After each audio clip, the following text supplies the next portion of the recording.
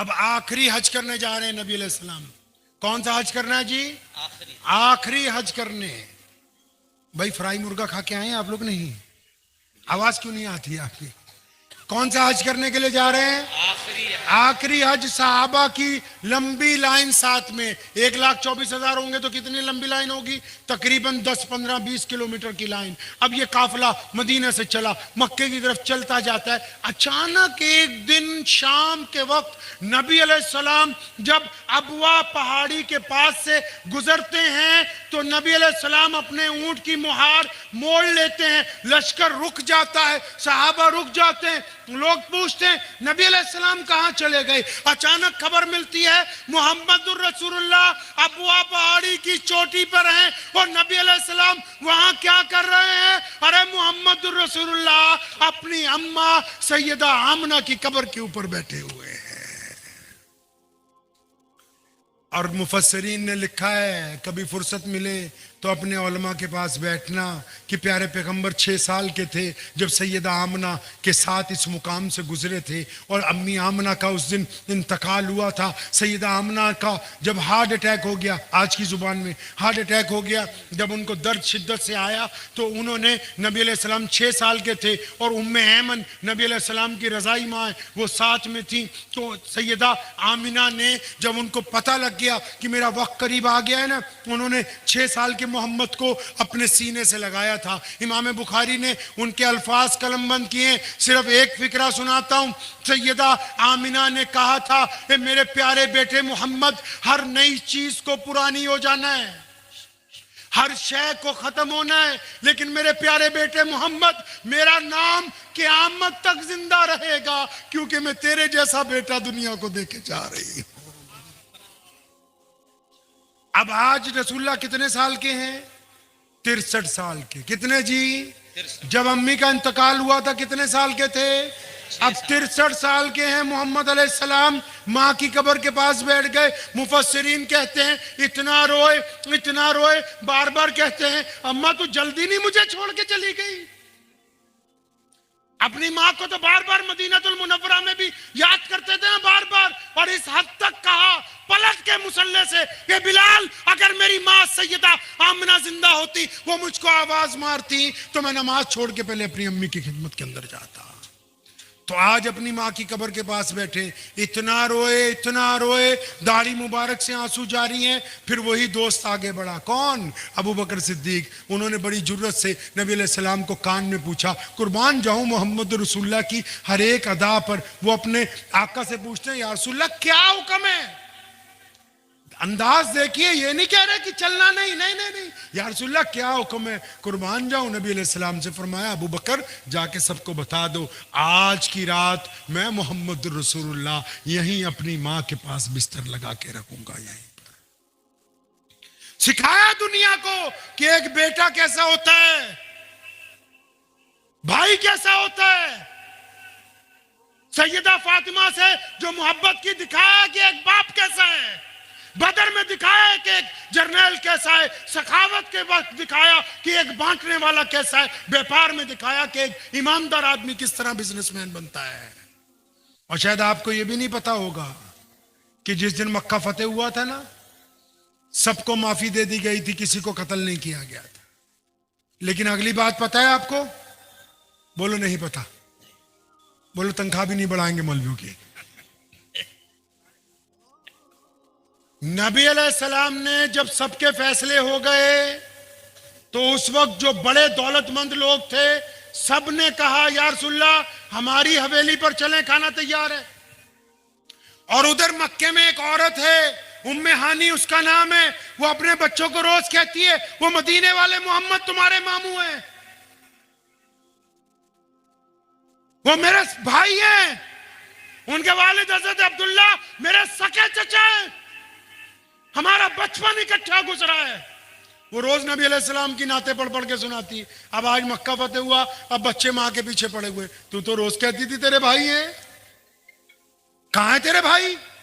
अब उम्मे हानी कहती है कि मैं गम में थी कि नबी अलैहिस्सलाम तो इतने बिजी हैं, उनको कहाँ याद होगा कि एक गरीब बहन भी मक्के में रहती हैं। फरमाती मैं गम में थी, अचानक दरवाजे पर जोर से दस्तक हुई, मैंने जोर से पूछा कौन है, तो उधर से आवाज आई हानी वो दरवाजा खोलना, मैं तेरा भाई मोहम्मदुर रसूलुल्लाह।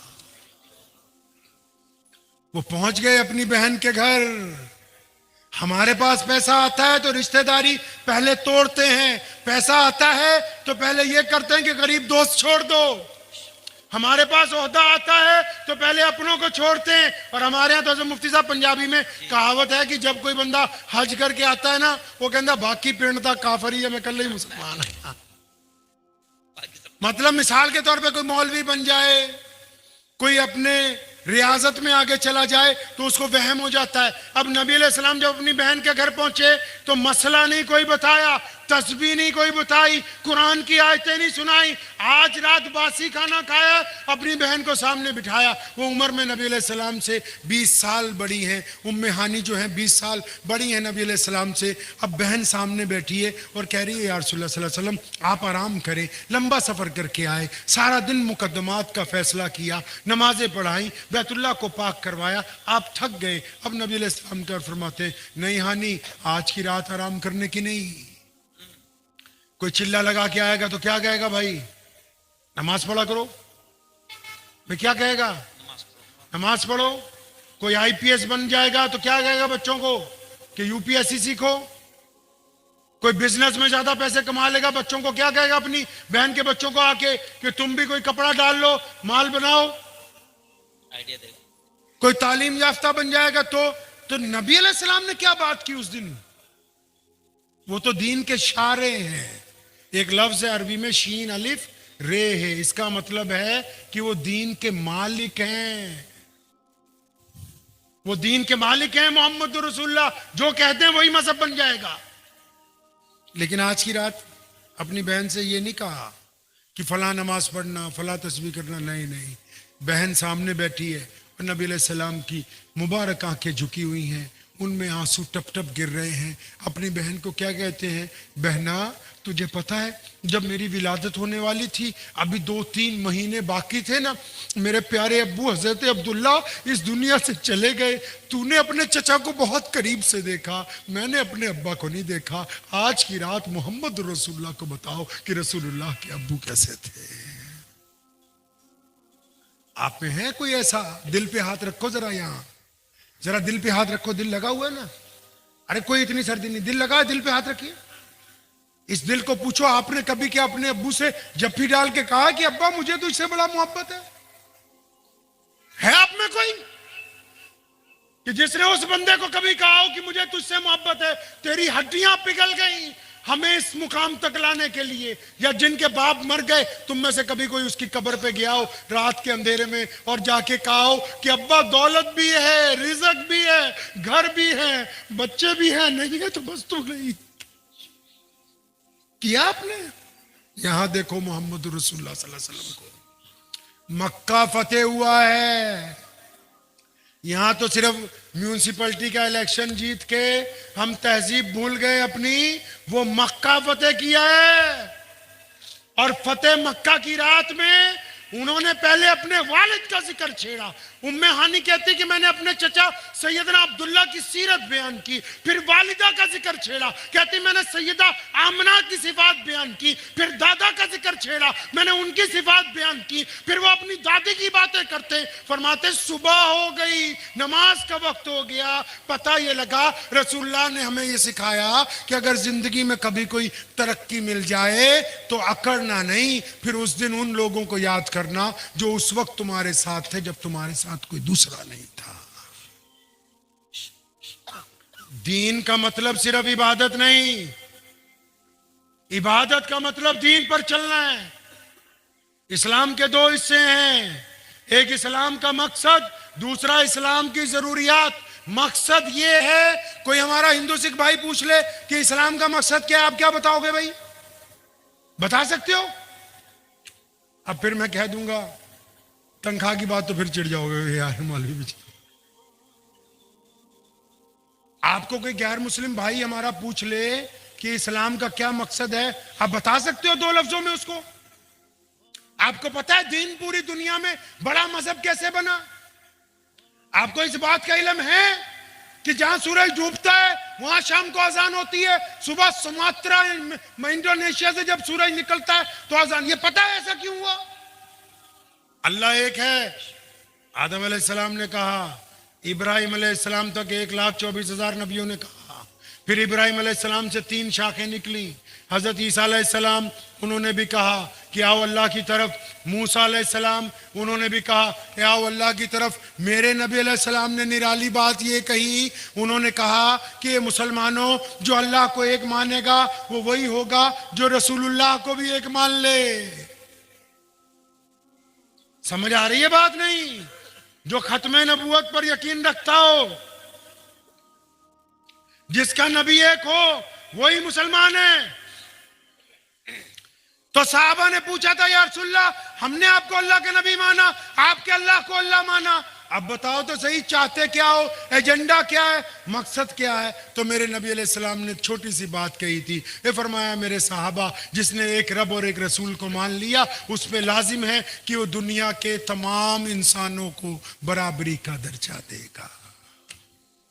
सरकार कहती है ना पूरी दुनिया की, अभी ट्रंप बाबू ने भी कहा कि चुनाव जब हुआ था कि मैं अच्छी हॉस्पिटलिटी दूंगा, मैं अच्छा इन्वेस्टमेंट दूंगा, मैं अच्छा कारोबार। सरकार क्या कहती है? पूरी दुनिया की कोई भी सरकार की, रोटी कपड़ा।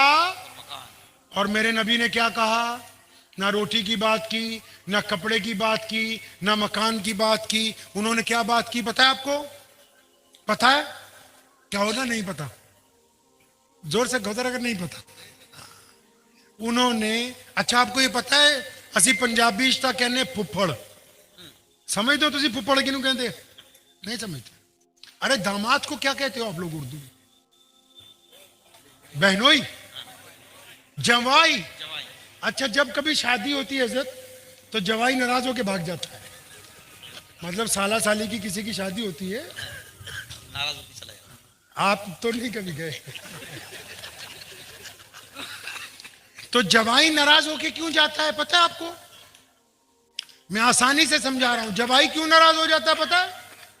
असी पंजाबी कहने फुफड़ नाराज हो गया। फुफड़ नाराज हो गया। क्यों नाराज हो गया जी? अब वो घर जब चाहो पहुंचता है जवाई तो उसकी मां बोलती, बेटा तू क्यों नाराज हो के आ गया? सुबह शादी है, तुम्हारी बीवी के भाई की बहन की शादी है।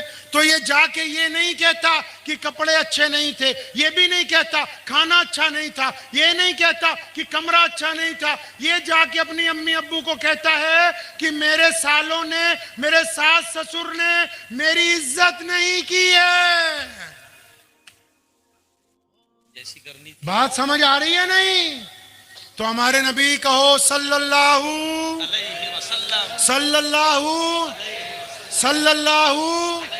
उन्होंने यहां से नब्ज पकड़ ली इंसानों की कि रोटी कपड़ा मकान नहीं। रोटी एक वक्त ना मिले गुजारा हो जाता है, कपड़े फटे हुए हों गुजारा हो जाता है, मकान नहीं हो तो पुल के नीचे सो के गुजारा हो सकता है। लेकिन मेरे प्यारे महबूब ने कहा सल्लल्लाहु अलैहि वसल्लम ने कि अगर तुम किसी को इज्जत नहीं दे सकते तो फिर तुम उसको कुछ भी नहीं दे सकते हो।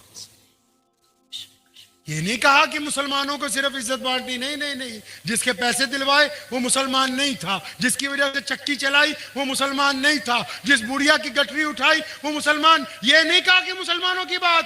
फरमाया अगर तुम इंसानों को इज्जत नहीं दे सकते, कोई नौकर है तो क्या हुआ, कोई रिक्शा चलाता है तो क्या हुआ, कोई गरीब है तो क्या हुआ, कोई माता है तो क्या हुआ। अगर आप उसको इज्जत नहीं दे सकते तो चांदी की सोने की थाली में रख के भी खिलाएंगे तो वो खुश नहीं होगा। क्योंकि सड़क पर सोया हुआ एक गरीब भी ये चाहता है कि कोई आके उसको लात मार के गाली मत दे, क्योंकि उसको अगर कोई चीज पसंद है तो अपनी इज्जत नफ्स पसंद है।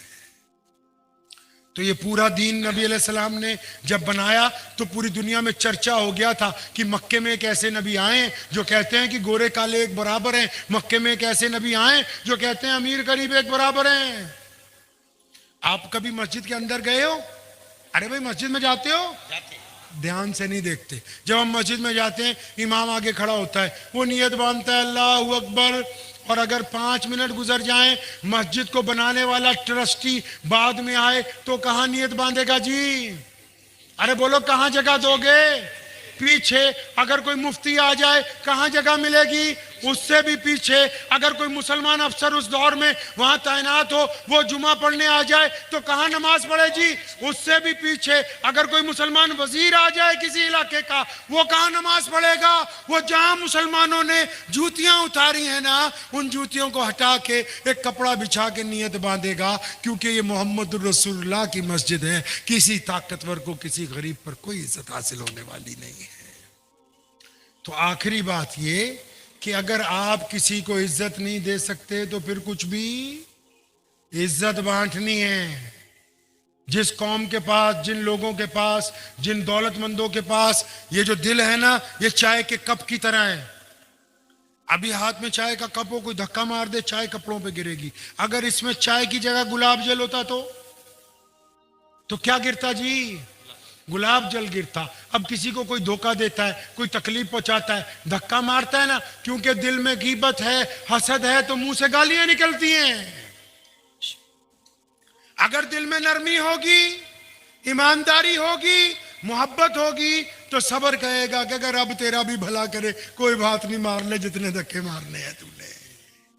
तो इस दिल के प्याले को अच्छा करना है, करेंगे इंशाअल्लाह। वो अच्छा तब होगा जब नबी अलैहिस्सलाम से मोहब्बत उरूज पर होगी, रसूलुल्लाह सल्लल्लाहु अलैहि वसल्लम से मोहब्बत उरूज पर होगी। हर एक कदम पे अपने नबी अलैहिस्सलाम को तलाश करना है। उनके कहने पे ही पड़ोसियों से मोहब्बत करनी है, उनके कहने पे ही राहगीरों से मोहब्बत करनी है, उनके कहने पे ही यतीमों मिस्कीनों से। और गुजरातियों को एक बात कहता हूँ, सुन लो कान खोल के, सारी दुनिया को चंदा दो कोई बात नहीं, लेकिन अगर तुम्हारे मोहल्ले में कोई गरीब रह गया ना, चाहे वो किसी भी मजहब का हो, तो क़यामत वाले दिन पहले मुर्गा बनाया जाएगा भाई। अगर आपके पड़ोस में कोई यतीम रह गया, कोई बेवा बैठी रही जिसका कोई कफालतदार नहीं था, तो पहले उनकी पकड़ होगी। वो बड़ी बड़ी इमारतें जन्नत में नहीं ले जा सकेंगी, ये गरीब पड़ोसी। क्योंकि मेरे मोहम्मद सल्लल्लाहु अलैहि वसल्लम मदीने में हैं, उस मदीने में यहूदी भी रहते हैं, उस मदीने में मुशरिक भी हैं, लेकिन जब वो खाना खाते हैं, बिलाल को बुलाते हैं, वो सामने वाले खाना खा चुके, जी या रसूलल्लाह खाया, फरमाया दाईं तरफ जाओ ना, फलां घर में देख के आओ चूल्हा जला के नहीं जला, खाना खा चुके नहीं। बिलाल आके कहते हैं या रसूलल्लाह खा लिया। अनस को बुलाते हैं, अनस ये दाईं तरफ वालों को पूछा बेटा? जी या रसूलल्लाह वो खा चुके हैं। जब लुकमा तोड़ने लगते हैं, फरमाते रुक जाओ, ये जो मेरी पीठ के पीछे घर हैं, जरा उनको भी देख के आओ, वो खाना खा चुके हैं कि नहीं खा चुके हैं। तो मुसलमान जो है उसका काम है कि अपने नबी अलैहिस्सलाम की सुन्नत पे चलना।